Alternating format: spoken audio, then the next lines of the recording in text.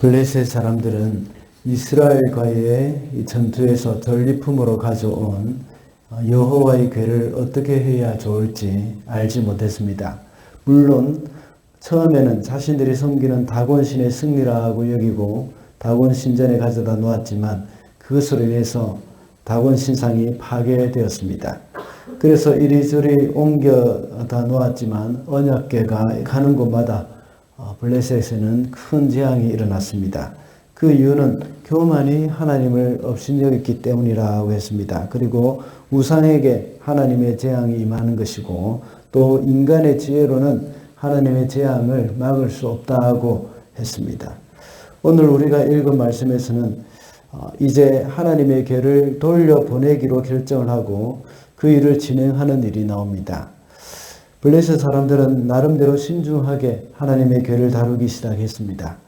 그렇지만 결국 그들은 하나님의 능력을 인정했지만 하나님께 경배하지는 않았습니다. 그들 인생은 모두가 비정상적이라고 할 수 있습니다. 하나님을 떠나고 범죄한 인생은 모두가 다 비정상적입니다. 그래서 하나님의 말씀을 알지 못하고 자기들의 정상적이지 않은 방법으로 하나님을 섬기기도 하는 그런 모습이 나타납니다. 우리 인생도 역시 죄로 인하여서 비뚤어진 인생으로서 참 블레셋과 같이 되어서는 안 되겠다 하는 생각들이 많이 듭니다. 그래서 오늘은 비정상적인 인생이라는 제목으로 교훈을 얻고자 합니다. 첫째로 비정상적인 인생은 하나님의 말씀에 대한 바른 반응을 하지 못합니다. 6절 말씀입니다. 왜 여러분은 이집트 백성과 이집트의 왕 바로처럼 고집을 부리려고 합니까? 이집트 사람이 이스라엘 사람을 가게 한 것은 주님께서 그들에게 온갖 재앙을 내리신 뒤가 아니었습니까? 하나님의 궤가 블레셋 진영에 온 후로 온갖 어려움을 다 당했던 블레셋 사람들은 7달이 지나서야 그것을 어떻게 해야 할 것인지 그들 제사장들과 점쟁이들에게 불러서 물었습니다. 그때 점쟁이들은 속건제를 드려야 한다고 말을 합니다. 그리고 그 방법도 말해줍니다. 그러나 속건제를 드리는 방법은 하나님께서 말씀으로 주신 이스라엘 백성에게 주신 그 방법이 아니었습니다. 그러나 이런 방법은 하나님의 방법이 아닌 다른 방법을 사용했던 겁니다. 자기들의 나름대로의 방법이었습니다. 이런 방법이라도 해야 한다고 생각한 것은 방금 읽은 6절의 말씀과 같이 더 이상의 재앙을 당하지 않기 위함이었다고 말씀하고 있습니다. 6절에서 제사장들과 점쟁이들은 이스라엘의 출애굽 역사를 잘 알고 있었던 것을 알 수 있습니다. 이스라엘의 출애굽 역사는 바로 하나님의 말씀입니다. 그들이 하나님의 말씀을 알았지만 거기에 대한 올바른 반응은 하지 않았습니다. 그래서 그들 나름대로의 이 속건제를 드리고 있었던 것입니다. 우리는 이방인들이 하나님의 말씀에 대한 올바른 반응을 어떻게 해야 하는지 니네웨 사람들을 통해서 잘 알 수 있습니다. 니네웨 사람들은 요나를 통해서 하나님의 말씀을 들었을 때에 금식하면서 회개했습니다. 그리고 또 남방 여왕도 역시 하나님의 말씀을 듣기 위해서 멀리서 찾아왔던 것입니다. 블레셋 사람들이 말씀을 알았다면 어떻게 해야 할 것인지 또 남방 여왕과 같이 이스라엘 진영에 가서 그걸 어떻게 하면 좋을지 물어봐야 하는 겁니다. 그리고 니느웨 사람들과 같이 자기들의 잘못을 하나님 앞에 회개를 해야 하는 것이었던 겁니다.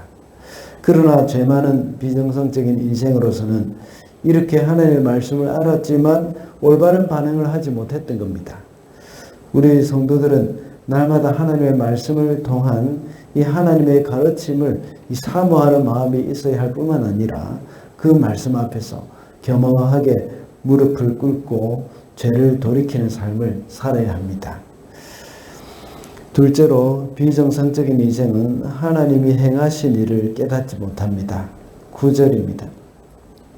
두고 보다가 그 소가 그 궤가 본래 있던 지역인 베세메스로 올라가면 이렇게 큰 재앙이 그분이 직접 우리에게 내리신 것입니다.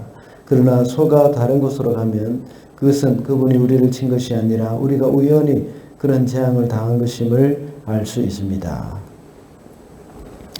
이 말씀을 볼 때에 블레셋 사람들은 그들이 받은 재앙이 여전히 하나님으로부터 온 것에 대해서 정확한 확신을 갖지는 못했습니다.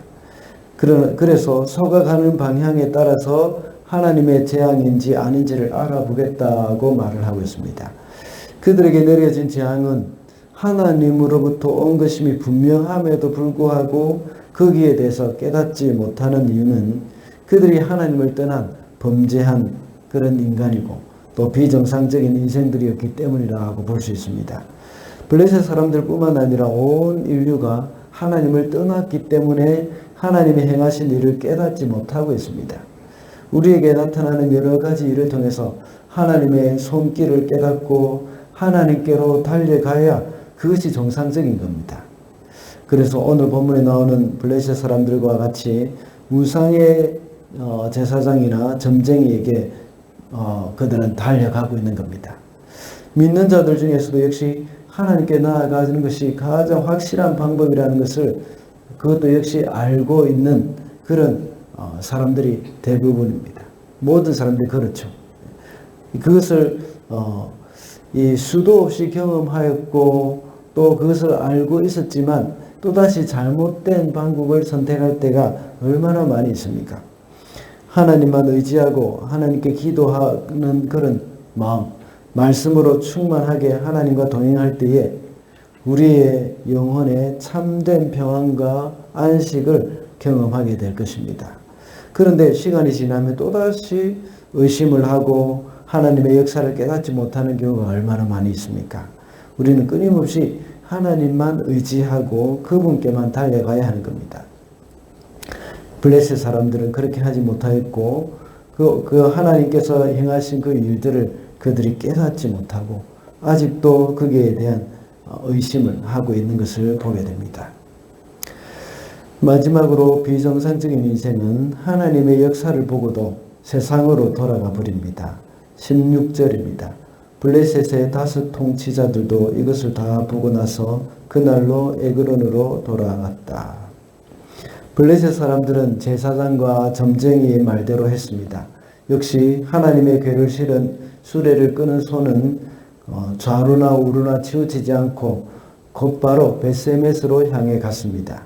그들이 생각한 대로 하나님의 역사가 분명했던 겁니다. 그렇다면 어떻게 해야겠습니까?